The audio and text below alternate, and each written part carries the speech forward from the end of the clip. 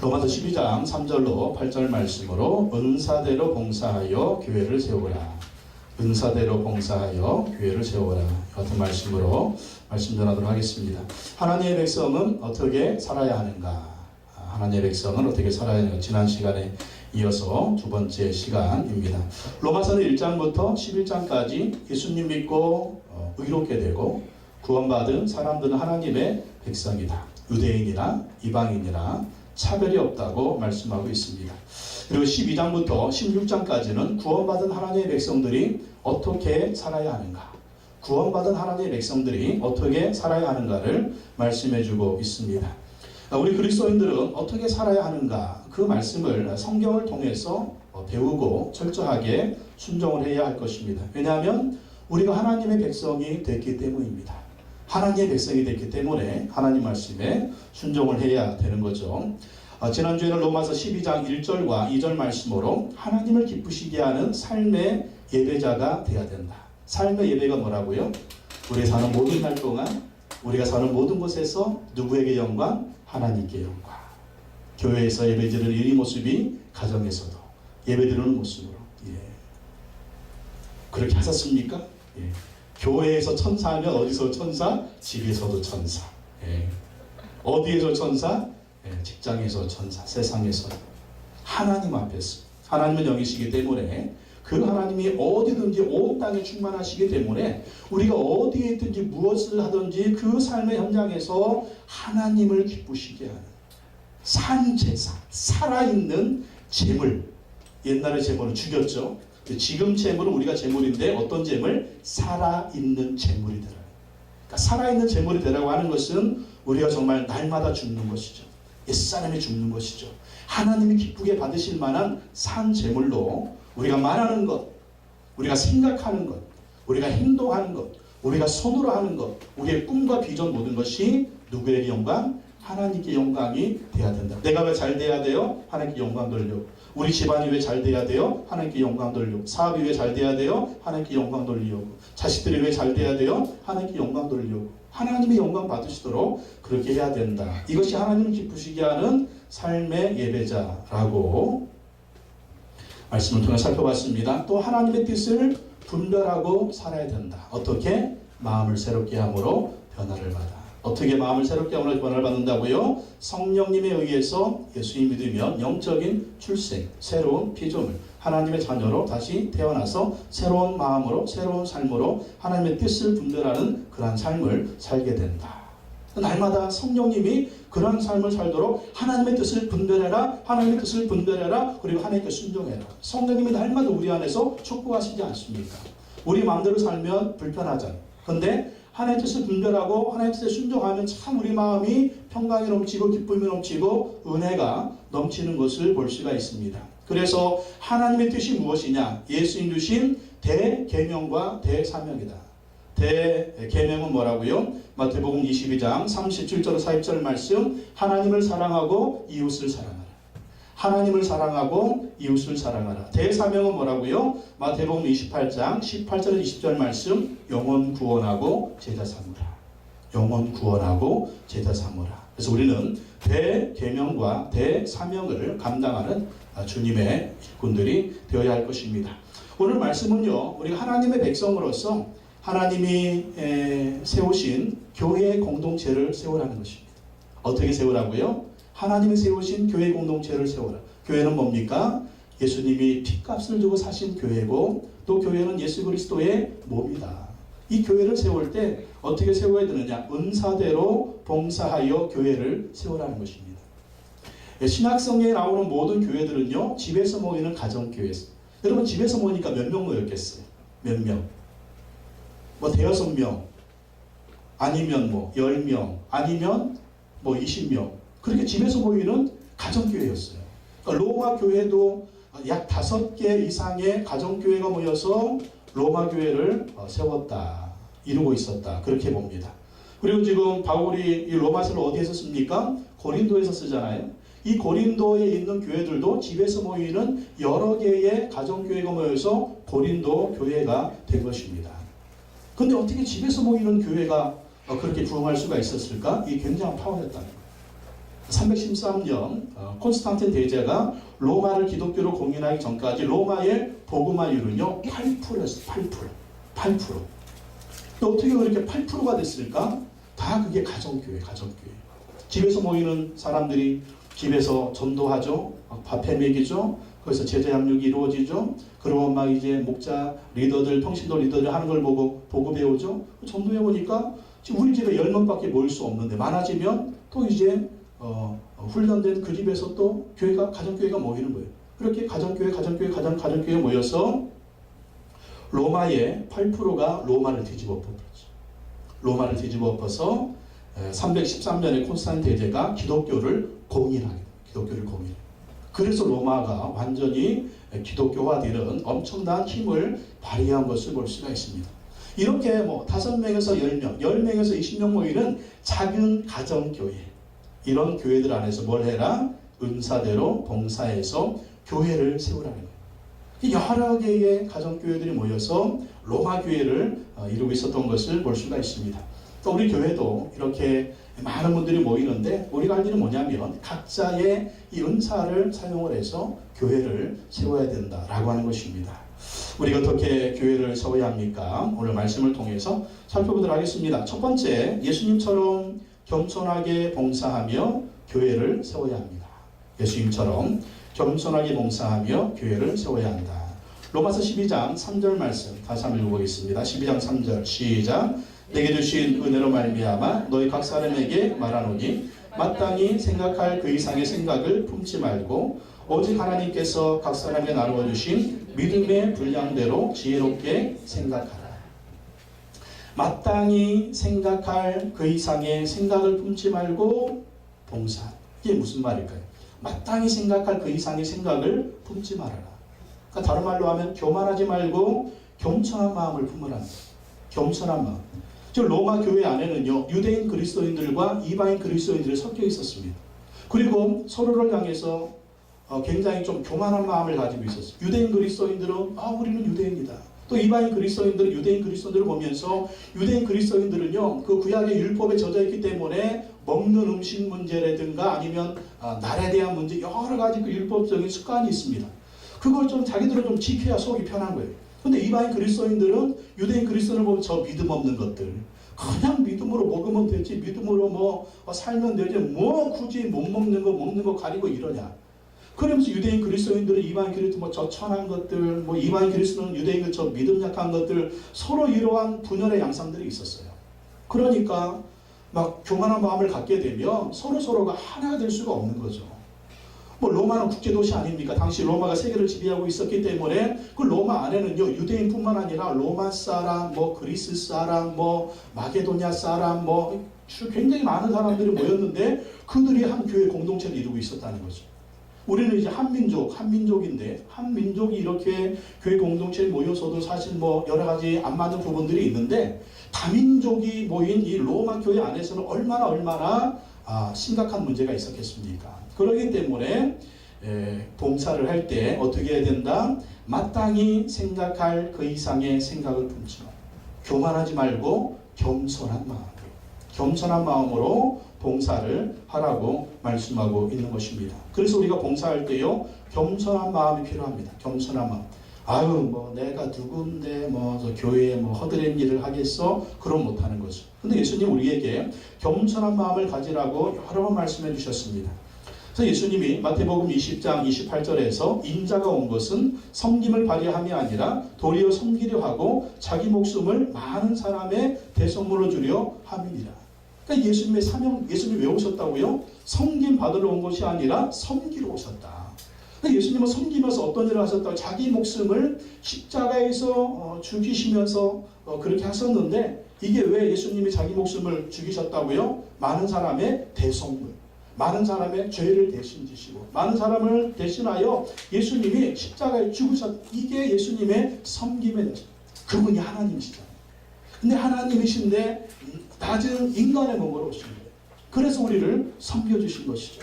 예수님 마지막 만찬 자리에서 제 아들의 발을 씻겨주시고 말씀하셨습니다. 요한복음 13장 14절에 보면 내가 주와 또는 선생이 되어 너희 발을 씻었으니 너희도 서로 발을 씻어주는 것이 옳으니라. 마지막 만찬 자리에서. 그러니까 사람들의 발을 씻어주는 행위는 주인이 밖에서 들어오면은요, 종이 주인의 발을 씻어주는 겁니다. 근데 예수님이 마지막 십자가를 지기 마지막 만찬 자리에서 제자들의 발을 예수님이 씻겨주셨어요. 그 예수님 하시는 말씀이 내가 주와 또는 선생에 되어 너희 발을 씻었으니 너희도 서로 발을 씻어주는 것이 옳으니라. 이게 겸손이고 이게 섬기는 모습입니다. 이 겸손한 마음, 섬기는 마음으로 봉사를 해야 된다. 또 겸손한 마음은요, 겸손한 사람은 자기의 분수를 알고 행동하는 사람입니다. 자기의 분수를 알고 행동하는 사람. 사람이 자기의 분수를 알고 설 자리에 서야 되고 또 해야 할 일을 하는 거예요. 그러니까 이 말은 분수에 걸맞지 않은 일은 넘보지 말아야 된다라는 것입니다. 겸손한 자세로 자기의 역할을 또 감당해야 돼요. 또 우리가 봉사하다 보면 내가 아니면 안 돼. 또 이런 마음을 가지면 또 안 되는 거예요. 네가 뭘 하겠어? 이러면 안 되는 거예요. 네. 겸손하게 자기 분수를 알고 행동해야 된다. 또 겸손은 교회 공동체 안에서 자기의 위치를 알고 행동하는 것입니다. 이 교회 공동체 안에서 나의 위치는 무엇인가? 저는 뭡니까? 담임 목사죠.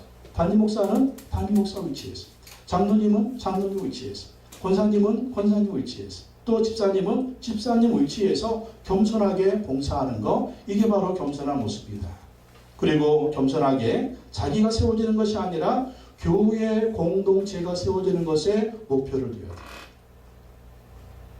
그 교회들 보면 이제 큰 교회나 좀 보면 이제 목사님들 이제 자기 이름 내려고 하고 또 장로님들 자기 이름 내려고 그런 것이 있잖아요. 그러면 안 된다.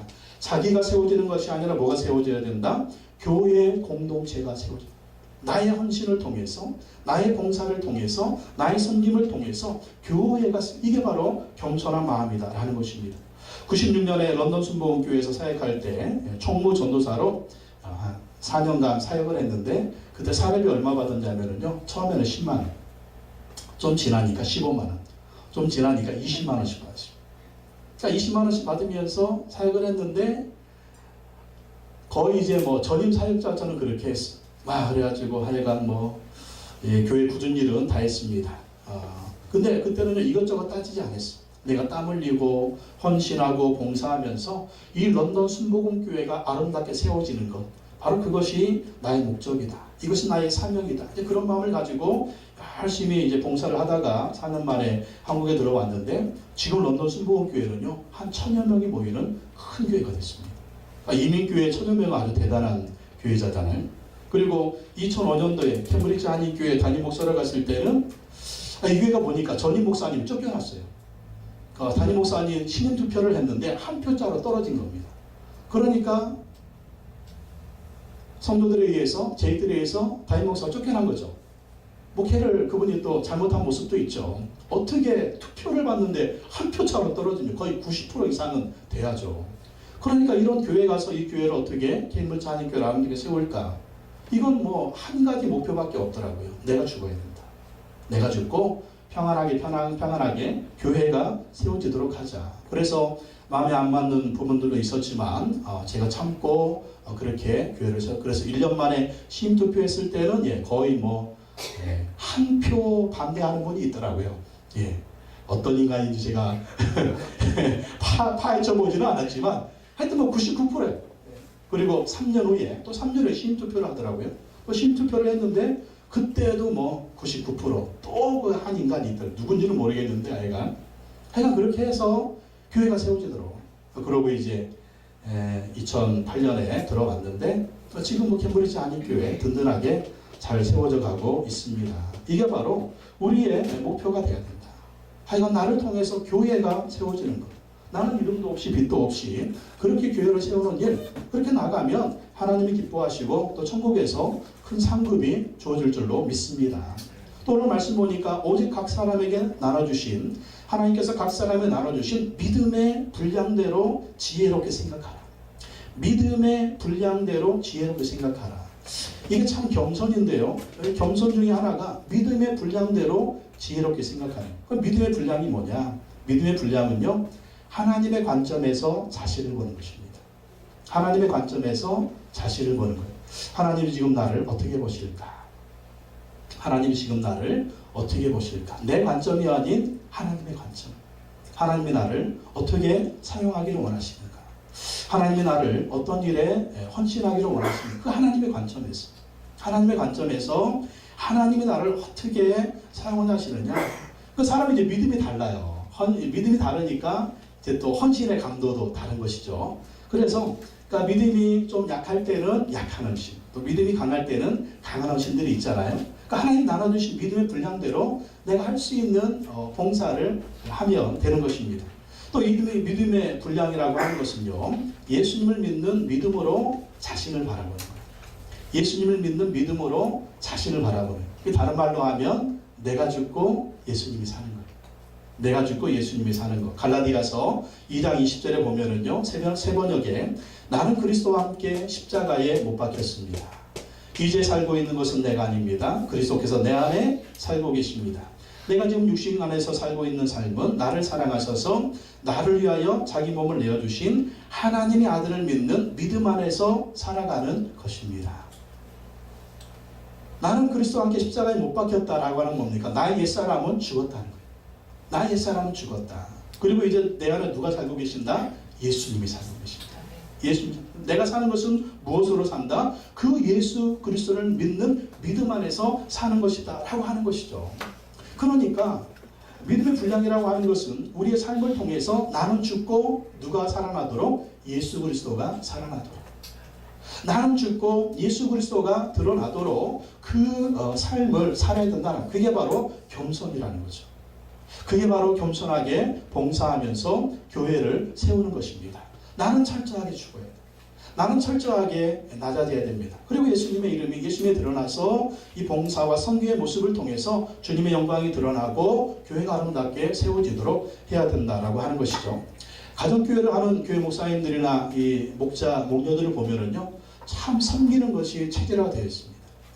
많은 목사님들을 제가 만나고 교제해 보면 다들 이제 권위주의가 배어 있는 걸 볼 수가 있습니다. 특히 우리 순복음, 순복음교회 목사지만 조영기 목사님이야 능력이 있어가지고 그러신다고 그러죠. 근데 우리 지방회가 45개 교회거든요. 45개 교회. 45개 교회인데 이렇게 정말 섬기는 자세를 가지고 서로 섬기는 모습을 하고 있는 목사님들 손으로 꼽을 수가 없어요. 지방에 모이면 뭐 내가 선배니 뭐 그러면서 어떤 분은 자기가 좀 잘난 사람이 있으면 막 두르려고 그러고 대놓고 무시하고 뭐 그런 모습 보면 분명히 예수님은 서로 섬기라고 했는데 왜 저 모습일까? 참 안타까움을 금할 수가 없습니다. 그런데 가정교회 가보니까요, 하는 목사님들 보니까 서로 섬겨주는 거예요. 서로 섬겨주고 또 이런 모습을 보고 얼마나 은혜가 되고 감동이 되는지 모릅니다. 그러니까 그 교회에서 일하는 목자, 목녀, 성도님들도 다 섬기는 자세. 그렇게 섬기는 자세로 하니까 교회 딱 들어가 보면 참 분위기가 따뜻해. 분위기가 서로 이제 섬겨주니까. 그러면서 영혼 구원하죠, 전도하죠, 집에서 목장 모임하죠, 밥해서 먹이죠, 뭐 다 같이 기도하죠, 문제로 있으면 같이 기도하며 위로해주죠. 그러니까 막 보고 배우는 거예요. 보고 배워가지고 나중에 또 그 전도받은 사람이 나도 목자 목녀 하겠다고, 우리 집에서 목장 모임 하겠다고. 근데 또 영혼들을 전도해가지고 섬기고 또 제자훈련하고 그러면서 또 목자 목녀가 세워지고 또 그 집에서 많아지면 분가해가지고 또 모이고. 그러니까 이렇게 되니까 교회가요 참 아름답게 세워지는 그러한 모습을 볼 수가 있습니다. 우리도 예수님이 보여주신 대로 서로 겸손하게 섬기는 자세로 봉사해야 될 줄로 믿습니다. 예수님이 보여주신 대로 그래야만이 아름다운 교회로 세워질 줄로 믿습니다. 두 번째, 교회는 내 몸이다 생각하고 봉사하며 교회를 세워야 됩니다.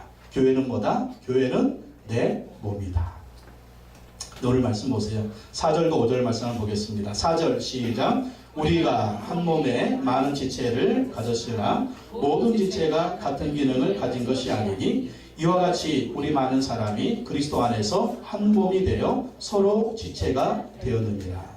오늘 말씀 보면 한 몸 지체, 한 몸 지체라는 말이 계속 반복됩니다. 교회는 뭐라고요? 교회는 한 몸이다. 다른 말로 하면 교회는 누구의 몸이에요? 교회는 그리스도의 몸이다 라고 얘기하죠. 그리스도의 몸이다. 교회는 그리스도의 몸이다. 그리고 우리는 뭐라고요? 그 몸의 지체다. 그 몸의 지체. 교회는 그리스도의 몸이고 또 우리는 그 몸의 지체라고 하면 교회는 지금 누구 몸이라는 거예요? 교회는 내 몸이라는 거예요.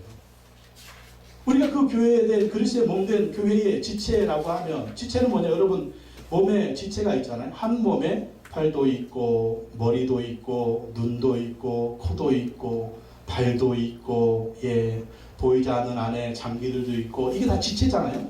이 지체들이 모여서 한 몸이 되는 거잖아요. 또 한 몸 안에 지체가 있는 거잖아요.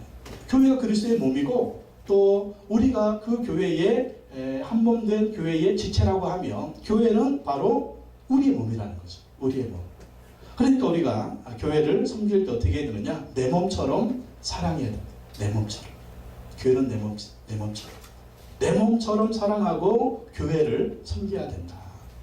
자, 여러분 판교 순복음 교회를 내 몸처럼 사랑해 주시기 바랍니다. 사랑해 주세요. 그래서 사랑하면 여러분 자주 보잖아요. 여러분 여러분의 집 얼마나 잘 가꾸십니까? 내 집이니까. 여러분 내 집 가꾸기 전에 뭘 먼저 가꾸어요? 내 몸 가꾸잖아요. 아주 뭐 집구석 난장판인데 나올 때 보면 와 얼마나 이렇게 세련되게 남들 보기에 집구석 가꾸는 것보다 보면 자기 몸을 더 가꾸잖아요.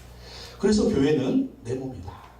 내 몸이라는 생각을 가지고 교회를 사랑해야 돼요. 그래서 여러분 교회를 하루에 한 번씩 꼭 오셔서 기도하고 가세요. 기도하고 출근할 때 한 번 와서 기도하고 가든지 아니면 퇴근할 때 한번 기도하고 가든지 아니면 새벽 기도 나와서 한번 기도하고 가든지 아니면 저녁 기도에 나와서 한번 기도하든지. 멀리 있는 분들은 그렇게 못하죠. 멀리 있는 분들은 교회를 위해서 꼭 하루에 한 번씩 기도를 해주십시오. 하나님 판교순복음교회가 영혼 구원하고 제자 삼는 교회 되게 하옵소서. 하나님을 사랑하고 이웃을 사랑하는 교회 되게 하옵소서. 하나님의 영광을 드러내는 교회가 되게 하옵소서. 그렇게 사랑하는 마음으로 교회를 위해서 헌신해 주시기 바랍니다. 우리 몸에는요 많은 지체가 있습니다. 이 지체는 한 몸입니다. 근데 이 지체들이요 자기 일을 잘 감당할 때 몸은 건강한 몸이 되는 거예요. 건강한 몸. 그러면 만약에 팔이 제 역할을 감당하지 못한다. 그러면 우리의 몸은 건강한 몸이 아니라 장애인의 몸이 될 수가 있는 것입니다. 우리 교회에도 이렇게 많은 분들이 있습니다. 여러분들이 지체 역할을 잘 감당해 주시면 이 교회는 건강한 교회가 되는 거예요. 그래서 우리가 한 분, 두 분, 세 분, 네 분, 교회 나오는 분 일부만 봉사하는 것이 아니라 다 지체로서 봉사하면 바로 우리 교회도 건강한 몸이 될 수가 있는 것입니다. 또 우리 지체 가운데 한 지체가 아프다. 팔이 아프다. 그러면 온몸이 아프죠. 팔이 아프면 온몸이 막 통증을 느끼잖아요. 그럼 어떻게 합니까? 하여간 이 팔이 낫게 하려고 온몸이 얼마나 신경을 써줍니까? 그래서 이 팔은 너 팔은 쉬어라 그러면서 막 쉬게 하고. 우리 교회 안에서도 서로에 대해서 이렇게 지체에 대한 사랑의 마음을 가져야 됩니다. 누가 힘들어하면, 누가 어려워하면 같이 기도해주고, 같이 격려해주고, 같이 세워주고, 같이 우려해주고, 같이 울어주는 그러한 모습이 있어야 된다라고 하는 것이죠. 근데 우리가 이렇게 예배로 모여서는 그게 가능하지가 않습니다. 서로 지체로서 섬기고 사랑하고 격려하고 우려해주려면 주중에 모이는 소그룹 모임을 해야 돼요. 우리가 순복음께서 그렇게 했던 구역 모임, 이 구역 모임을 이제 우리는 목장 모임으로 해서 더 강화된 그러한 목장 모임을 통해서 그런 모임을 갖고 있습니다. 그래서 모이면 식구들은 뭐예요?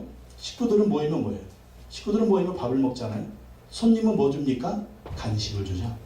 손님은 간식을 주고 식구는 밥을 주잖아요. 그러니까 우리가 목장 모임에 모이면 밥 먹으려고 하는 게 우리는 가족이다.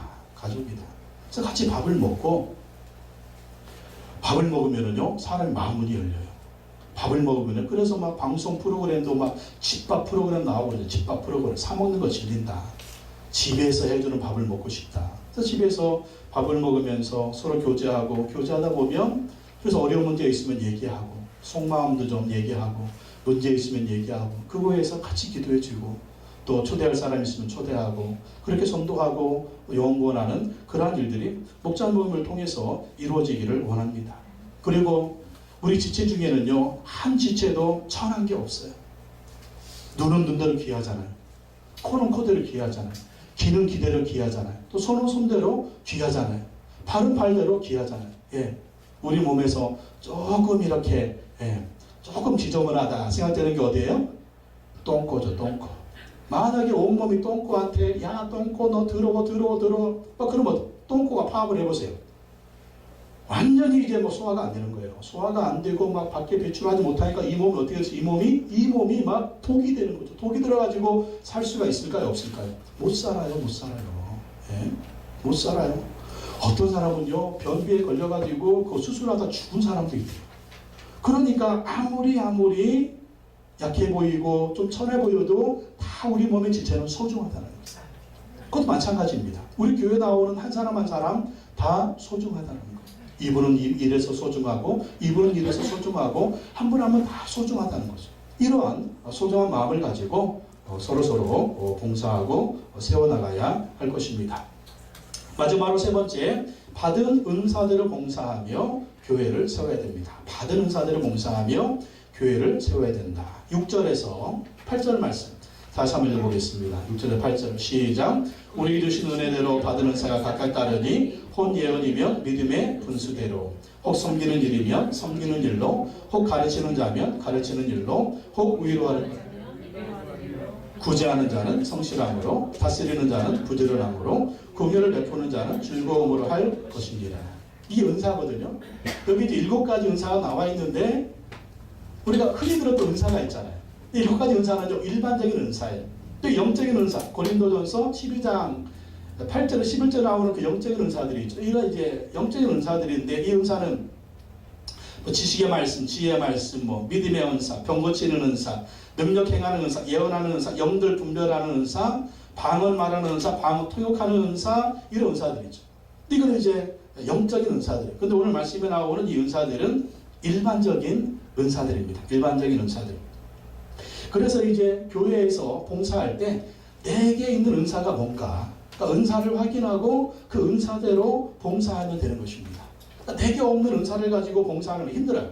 내게 있는 은사가 무엇인가 그 은사를 가지고 봉사하면 봉사가 쉽게 되는 것이죠. 그리고 그 은사를 받은 대로 서로 봉사를 하다 보면 다양한 분들이 봉사하게 되니까 교회는 건강하게 세워지게 되는 것입니다. 7가지 은사가 나와 있는데요. 첫째는 예언의 은사입니다. 예언의 은사. 우리에게 주신 은혜대로 받은 은사가 각각 다르니 혹 예언이면 믿음의 분수대로. 예언의 은사를 받았으면요 믿음의 분수대로 예언을 하라는 거예요. 이 예언의 은사는 뭐냐? 예언의 은사는 하나님의 뜻과 계획을 성령의 능력으로 분별하는 것입니다. 하나님의 뜻과 계획을 성령의 능력으로 분별하는 것이다. 그래서 예언은요, 뭐 미래의 일들을 예언하는 게 아닙니다. 미래의 모든 일들은 성경에 다 나와 있습니다. 성경이 다 예언하고 있기 때문에 미래 일들을 예언하는 것이 아니라 이 예언의 은사는 현재 일에 초점을 맞추고 있습니다. 그리고 현재 교회 공동체의 모습과 필요에 초점을 맞추고 있다는 거예요. 그래서 성령께서 우리 가운데 어떤 예언의 은사를 주실 때는요, 앞으로 우리 교회가, 그리고 지금 우리 교회가 이러이러한 모습에 있어서 하나님 이렇게 하기를 원하신다. 이제 그러한 분별력을 주실 때가 있습니다. 그러한 것에 분별력을 가지고 예언을 하며 되는 것이죠. 또 예언의 은사를 점치듯이 사용하는 것은 잘못된 일입니다. 예언의 은사 받았다는 사람들이 막 점쟁이처럼 점을 치고 있어요. 그러면 안 된다는 거예요. 예언의 은사는 교회를 세우는 데 집중해야 됩니다. 교회를 세우는 것.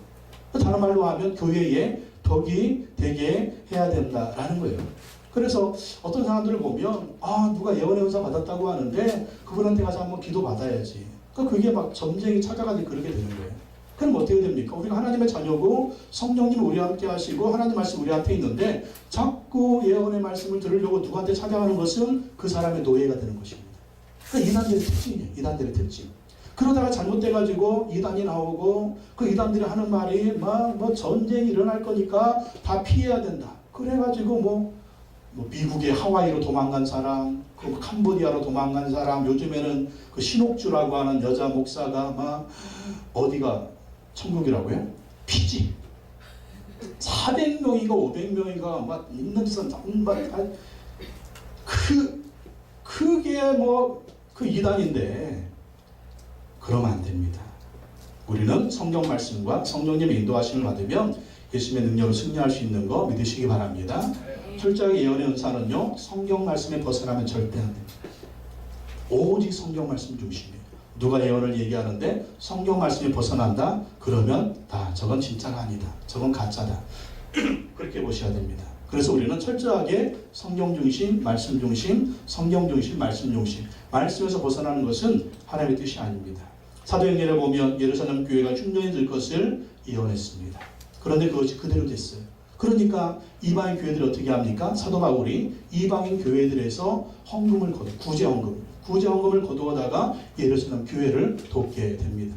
그렇게 바울이 예루살렘 교회 갈 때 또 많은 사람들이 또 예언을 하는 거예요. 어떤 예언을 합니까? 사도 바울 당신이 예루살렘에 가면 체포될 것입니다. 체포될 것입니다. 고난받을 것입니다. 그렇게 얘기해 주잖아요. 근데 그 말을 듣고 사도 바울은 어떻게 합니까? 알면서도 가요. 왜 그럴까요? 거기서 자기가 체포돼가지고 로마로 가는 것이 하나님의 뜻이다. 자기가 죄수가 돼서 로마로 가는 것이 하나님의 뜻이다. 그래가지고 로마로 가잖아요. 죄수로 체포돼가지고 이스라엘에서 2년간 갇혀 있잖아요. 그리고 로마로 가가지고 같은 연금 상태에서 2년을 갇혀 있잖아요. 세상에 죄수로요 4년을 갇혀 있습니다. 얼마나 큰 고난입니까? 그리고 그것을 성령께서 막 알게 하시는 거예요. 사도 바울도 알아요. 그러나 고난을 피하지 않습니다. 왜? 그것이 하나님의 뜻이니까. 그리고 순종해서 로마에 가서 복음을 전하고, 우리가 로마서를 봤죠. 로마서를 보니까 뭐라고 얘기하고 있어요? 로마 교회가 가면 자기는 어디까지 가겠다? 스페인까지 가서 복음을 전하겠다. 스페인까지 가서. 이 스페인까지 가서 복음을 전하는데 그 일에 로마 교회 너희가 선교 헌금을 보내달라. 나의 선교의 동력자가 되어달라. 그렇게 말하지 않습니까? 그래서 예언은 철저하게 무엇? 하나님의 뜻을 분별하는 것이고, 예언은 무엇? 철저하게 교회를 세우는 일에 집중되어야 된다는 것입니다. 두 번째 은사는요, 섬기는 은사입니다. 7절에 보면 혹 섬기는 일이면 섬기는 일로. 이 섬김의 은사는 교회 공동체 안에서 다른 사람을 실질적으로 돕는 은사입니다. 이 섬김의 은사를 받은 사람들은 다른 사람들의 필요나 어려운 점에 대해서 굉장히 민감해요. 그리고 자꾸 그거를 도와주려고 합니다. 도와주려고 해요. 그래서 이 섬김의 은사가 있는 분들이 목자를 하고 목녀를 하면은요, 사역을 잘 할 수가 있습니다. 남들을 잘 도와주니까. 또 셋째는 가르치는 은사죠. 7절 혹 가르치는 자면 가르치는 일로. 가르치는 은사는 누구한테 많이 있어요? 목회자한테 많이 있죠. 그리고 평신도들 여러분들 중에서도 가르치는 일을 잘하는 분들이 있습니다. 그런 분들은 교사를 하면 되고, 또 주일학교 교사를 하고, 또 목장에서 가르치는 교사 역할을 할 수가 있는 것입니다. 또 넷째는 우위로하는 은사입니다. 우위로하는 은사. 8절에 혹 우위로하는 자면 우위로하는 일로. 우위로의 은사를 가진 사람들은 참 우위로를 잘해요. 우리가 누구하고 얘기하면 참 은혜가 안 되는 분이 있죠. 근데 누구하고 참 얘기를 하고 대화를 하면 참 우위로가 돼요. 격려가 되고. 근데 그 사람하고 같이 있기만 해도 참 너무나 우위로가 되고 격려가 됩니다. 왜 그러냐면 그분들은 우위로하는 은사가 있기 때문에 그래요. 그래서 이 우위로하는 은사가 있는 분들은 그 은사를 잘 활용하셔서 다른 사람들을 세우는 일을 하시면 너무나 좋습니다. 또 다섯째는 구제하는 은사. 구제하는 은사. 구제하는 자는 성실함으로. 이 구제는 나눠주는 은사죠. 그래서 다른 사람들이 힘들고 어려운 일을 보면 참 도와주는 그런 구제하는 분들, 이 은사를 잘 활용을 하면 우리 교회는 아름다운 공동체가 될 것입니다. 또 여섯째는 다스리는 은사입니다. 다스리는 은사. 다스리는 자는 부지런함으로. 이 다스리는 것은 교회 리더십이죠. 리더십을 행사하는 은사. 교회 지도자들입니다. 목사나 또 장로들이 교회 리더십을 지도의 은사를 활용을 해야죠. 교회 공동체를 잘 이끌어 가야 합니다. 또 일곱 번째는 긍휼을 베푸는 은사입니다. 8절에 긍휼을 베푸는 자는 즐거움으로 할 것이라. 긍휼을 베푸는 것은 자선을 하는 것입니다. 자선. 이 가난한 자들을 실질적으로 물질적으로 돕는 일이에요. 물질적으로 돕는 일. 이 로마 교회는 가난한 자를 돕는 일을 열심히 했습니다. 그래서 많은 로마 교회에 있는 사람들이 이 그리스도인들을 통해서 도움을 많이 받았습니다. 그래서 이 로마 한 황제가 이 로마에 가난한 사람들이 많으니까 귀족들에게 그리고 부자들한테 그렇게 좀 가난한 사람들을 도우라고 말을 해도 사람들이 순종을 안 드립니다.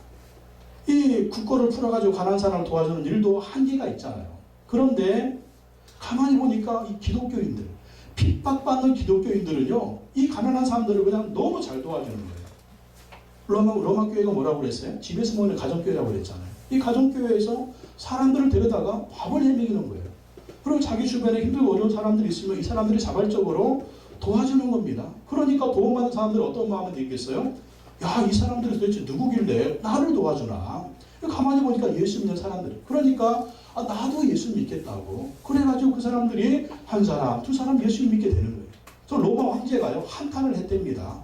기독교도 뭔지도 모르면서 자기들을 도와준다고 예수 믿는 로마 시민들 참 멍청하지 않느냐. 그렇게 로마 황제가 한탄할 정도로 그렇게 교회 공동체는 가난한 자, 약한 자를 도와줬다는 것입니다. 그래서 로마가 기독교를 공인하게 되는 큰 계기가 되었다고 하는 것입니다. 그래서 우리도요, 누구를 전도하려면 어떻게 해야 되느냐? 밥을 사 먹여야 돼. 예, 밥을 사 먹이면 하여간 사람이 부드러워지고 교회 한번 같이 갈까? 그러면 이제 마음이 열리는 거예요. 예, 전도하려면 밥을 좀 많이 사주세요. 그래서 우리가 목장 모임에서도 같이 밥을 하는 것입니다.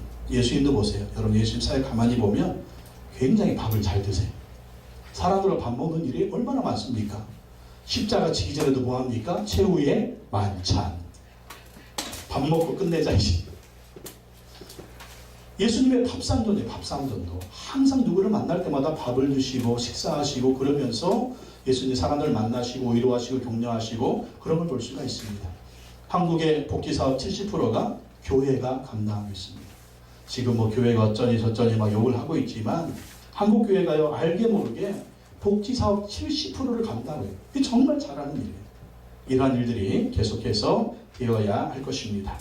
여러분에게 어떤 은사가 있습니까? 그 은사를 사용하십시오.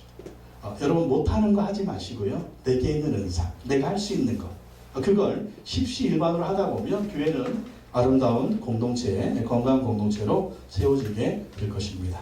그래서 우리가 그 은사를 활용해서 교회를 세우는 그런 역사가 있기를 예수님의 이름으로 축원합니다. 우리 시간 찬양하고 한번 기도하겠습니다.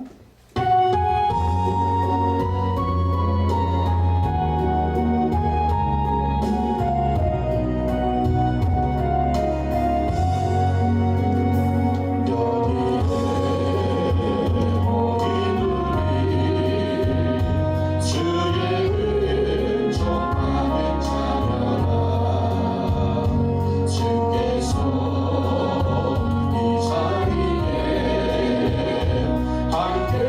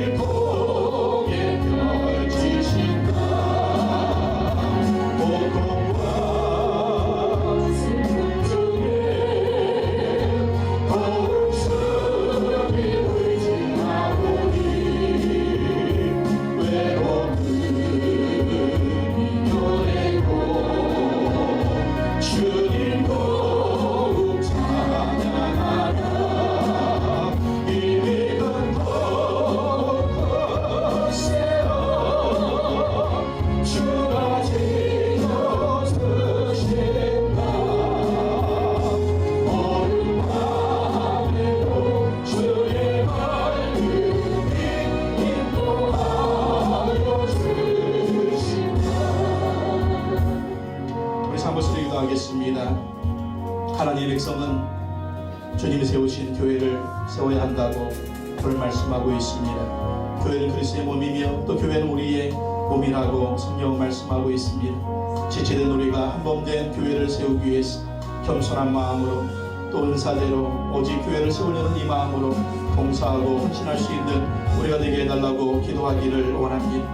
그래서 우리 판교순복음교회가 영원 구원하고 제하삼는 교회 되게 하시고 하나님의 뜻을 이룰 수 있는 판교복음화 민족복음화 또 세계복음화를 쓰임받을 수 있는 우리 교회가 되게 하여 주시옵소서. 우리에게 은사를 주시고 인사를 활용하여 교회를 세우게 하여 주옵소서. 주를 장하시고 통성으로 기도하겠습니다. 주여 하나님 아버지 나라와 감사합니다. 그를 너희에게 은사를 사용하여 교회를 세우는 감사합니다. 예수님 전 겸손히 성대하고 말씀하셨습니다. 교회는 그리스도의 몸을 구하는 우리의 몸이고 그를 교회 각 지체로 말씀하는 사원이 내 몸처럼 살아가며 교회를 세울 수 있도록 인도하여 주시고 하나님 오직 교회가 세워지게 하시고 은사를 봉사하고 섬기며 교회를 세워서 주의 병을 이는 교회들이 하여 주옵소서. 영원 구원하고 제사는